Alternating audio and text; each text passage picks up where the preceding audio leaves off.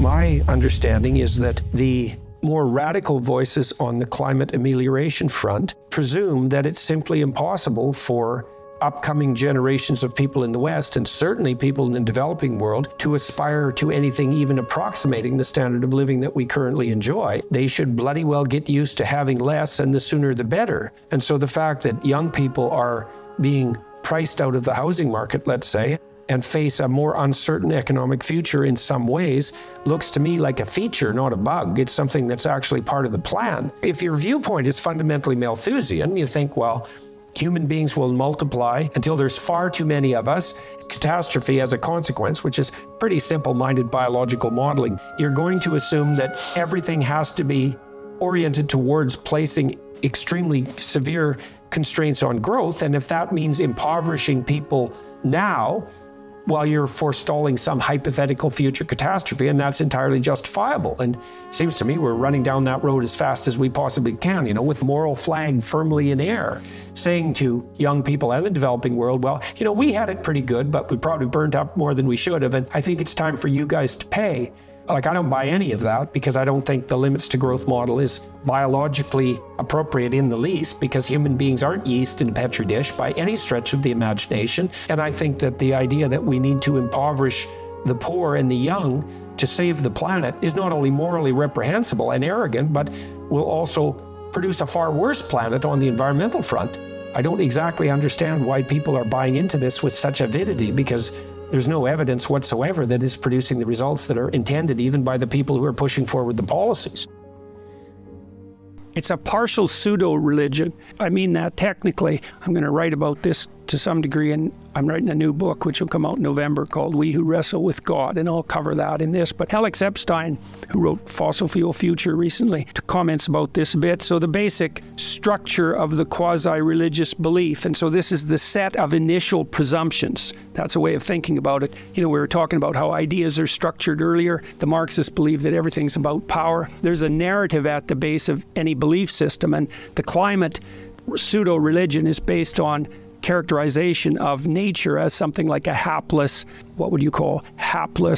defenseless, fragile virgin. The industrial activity of mankind is characterized as something like a rapacious, power-mad demolisher of natural virginity and beauty. And then the human being the individual is characterized as nothing but a devouring mouth whose activity runs contrary to the untrammeled beauty of the planet and that supports the activity of the tyrannical patriarchy. That's basically it. The reason that narrative has force is because it draws on underlying religious archetypes. And so to characterize the world properly, you do need to characterize the positive aspect of nature, because you have to live in something approximating a reciprocal harmony with nature. Because if you just eat everything and, devour everything in your local landscape, then you die. So that's a bad idea. So you have to have some sense of the value of nature. Now, you also have some sense of the fact that if you were dropped in the jungle naked in the Amazon, you'd be dead in about 48 hours. So you also need a figure to characterize the negative element of nature, and that's completely absent from the environmental myth. That's part of what makes it pathological.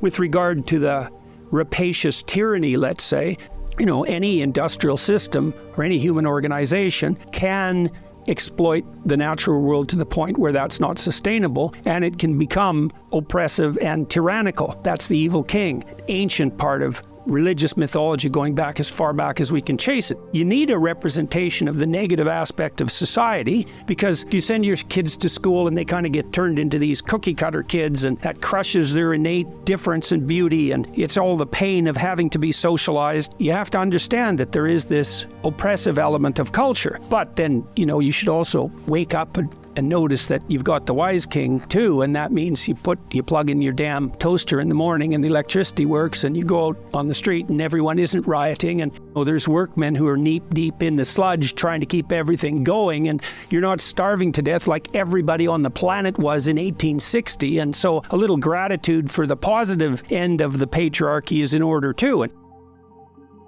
That's completely absent in the environmental view. With regard to the individual, it's like, well, of course you can be a selfish, impulsive, hedonistic consumer, and you can facilitate the rapacious tyranny as a consequence of that, rape the planet. But by the same token, we're not a cancer on the face of the earth. We're not a virus that's mutating and taking out the planet, and we're not trapped in a Malthusian nightmare. And you got to give credit where it's due. And, there's an element of people, of everyone, that's noble and generous and kind and productive and capable of living in a well-ordered state in something like sustainable and productive harmony with nature. You only get half that story. If you have no comprehensive underlying cultural narrative, which is increasingly the case in our society, and someone offers you when you're a teenager half the religious story, that'll just snap you up in a second because it helps you order your relationship with the world. It gives you a pathway too, eh? So Jean Piaget, the great developmental psychologist, he called the last stage of adolescence the messianic period, the messianic stage.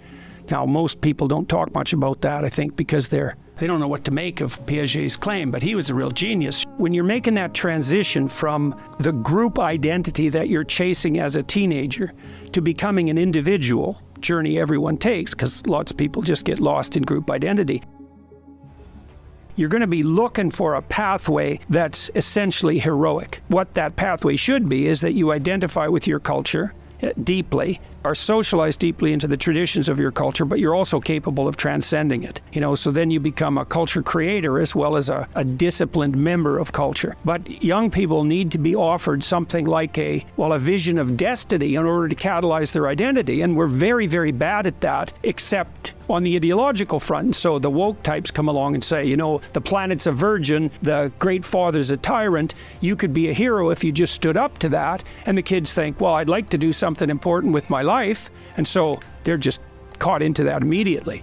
But because it's a one-sided story, there's an idea that the only acceptable natural landscape in some real sense is one that's been completely untouched by human beings. And so if that's your presupposition to begin with, then anything that has to do with industry is going to be, let's say, persona non grata. If you combine that with this Malthusian notion, which we could go into a little bit. So the Malthusian notion, for everyone watching and listening, it's based on something like a Petri dish model. So a Petri dish is an enclosed plastic container that has a medium in it, often agar, which is a kind of gelatin that you can grow microorganisms on. And if you throw a microorganism in there, it'll start to multiply until it eats up all of the agar, and then it'll all die. And so there's this idea that's in some sense a biological idea that populations left to their own devices will multiply until they devour all their resources, and then they will perish en masse. The Malthusian predictions of population collapse that started to emerge in the 60s were based on this Petri dish model in some real sense. And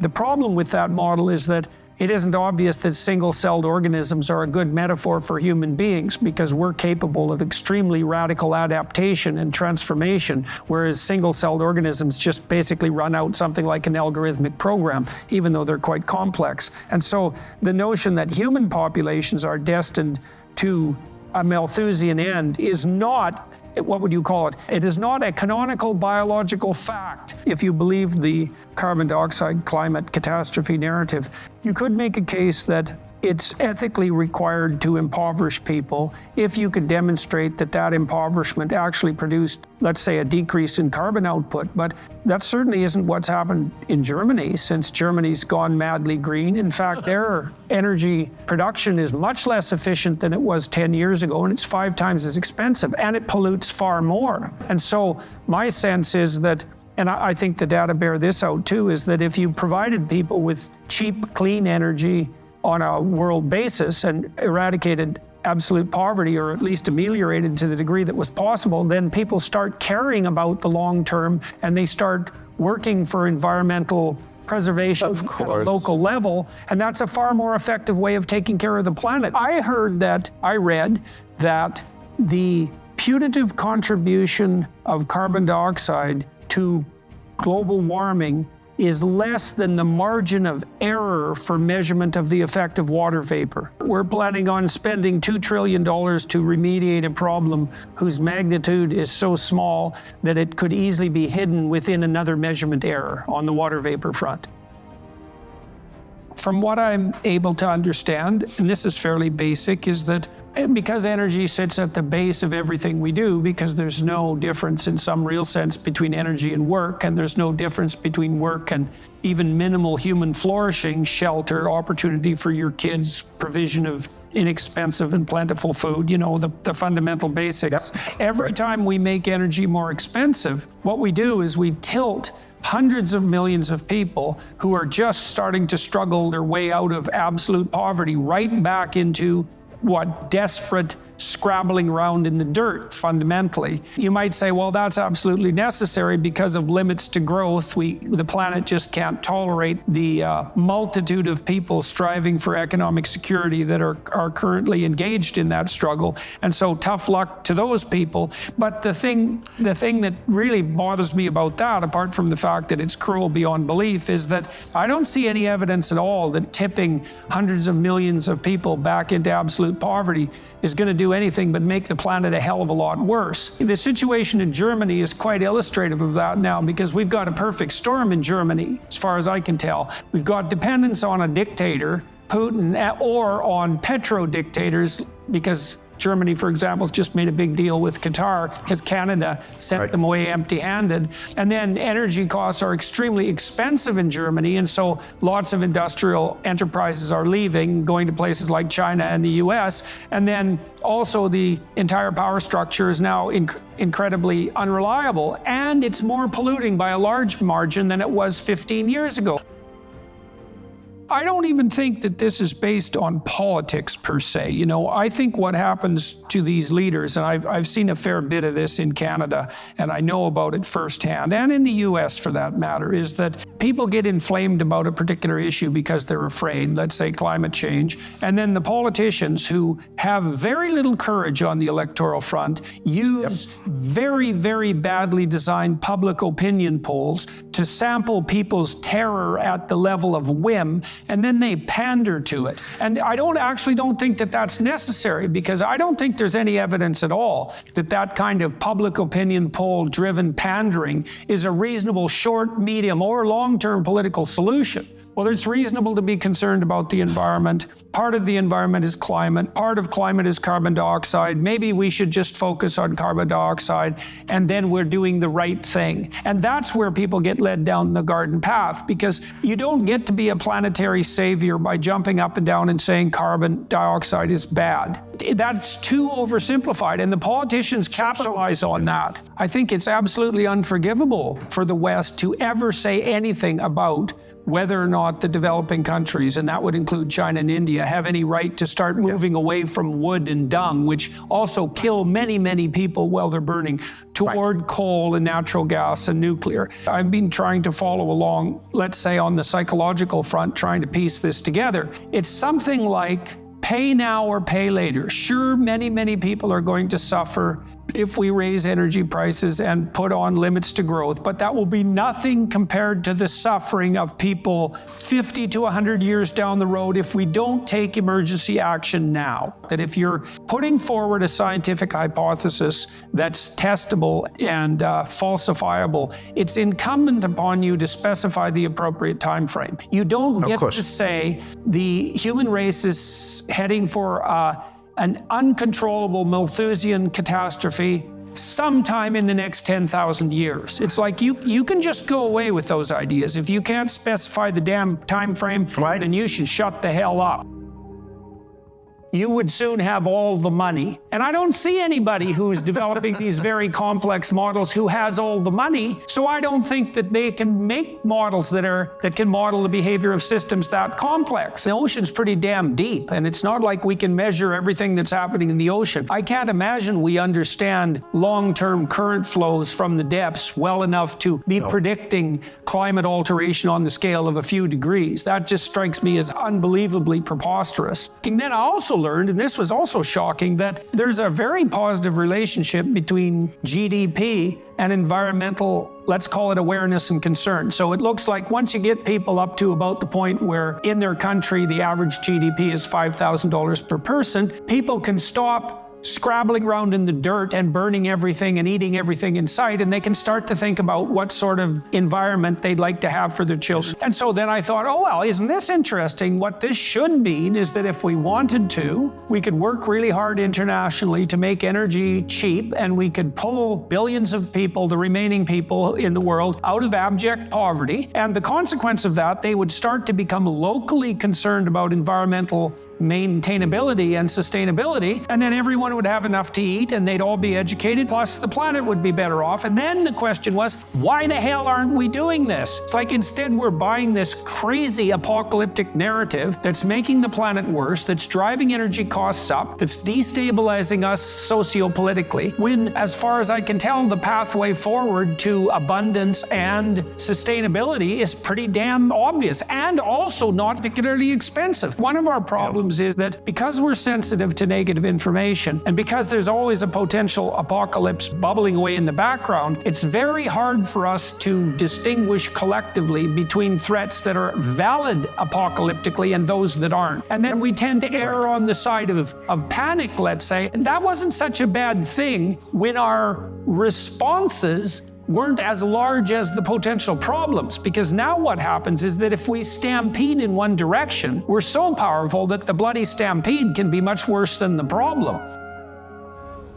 We're also not that good, particularly now, adopting, say, a few centuries long time frame. And it's not surprising because we don't live that long. But I mean, if you look at medieval Europe, there was the capacity for sustained imagination. So a lot of the great cathedrals, which were amazing engineering projects for their time, were construed over multiple centuries. People who started them knew they wouldn't finish them. So there was that sense of long-term continuity. But maybe one of the byproducts of a very efficient and hyper-productive capitalist society is that we tend to have a shorter time frame for expectation of results. One of the things I wonder about is why this idea that human beings are in some sense in their activity antagonistic to the earth. It's a very peculiar metaphysical assumption, especially for people who are hypothetically biologically minded, because if we're living creatures, which we clearly are, if we've evolved in the same manner that other living creatures have evolved, which seems relatively indisputable, then how is it that our very existence is somehow antithetical to the flourishing of the biosphere? And you see this sort of thing with this idiot assumption, for example, that bears some of the same hallmarks of this kind of quasi-philosophical thinking, that before the Europeans came to North America, that the natives were living somehow in harmony with nature, and that the entire biosphere was free of the scars of human interaction. And that's utterly preposterous. I mean, the Native Americans were incredibly sophisticated agriculturalists, and the Western Plains Indians burned the prairies constantly to ensure that there was a plentiful supply of the buffalo that they depended on. And so human beings have been affecting the structure of the biosphere ever since we've been around, and that's for a very long period of time. And the idea that there was somehow some pristine state of nature before we emerged on the landscape, and that there's some moral imperative to return to that, it strikes me, it's so incoherent that it's barely comprehensible. And there is something like a hatred for humanity, as far as I can tell, that's lurking underneath this. Hatred for humanity, certainly a hatred for industrialization, and those actually turn out to be the same thing. I mean, one of the things that's really struck me as incomprehensible over the last few years is that, especially on the left, is that you have these joint claims being put forward simultaneously on the left. And one is that we're radically pro-environmental, and we're also the philosophical doctrine that is standing up for the poor and oppressed. And I think, okay, well, what happens when those two things are pitted against each other? We are pursuing these expensive energy policies, and hypothetically, we're supposed to benefit the planet, although we're not, but we are definitely dooming people who are already poor to a much more truncated horizon of opportunity, and to absolute privation and starvation in many cases. In the last 15 years, a surface area totaling 15% of the entire planet has greened. I mean, that is an area that's larger than the continental United States. So let's walk through that for a minute. So just so everyone who's listening is clear, in the last 15 years, the planet has not got less green, it's got more green. And not only a little bit more green, stunningly more green. 15% essentially in 15 years. And that's an area bigger than the continental United States. And that's happened pretty much everywhere in the world. And then you might say, well, where is that happening? And perversely, and contrary to all predictions, it's happening in the drier areas of the planet, especially in semi-arid areas. Plants have to breathe, and to breathe, they have to open pores on their surface. And the problem for plants when they breathe with these pores is that they also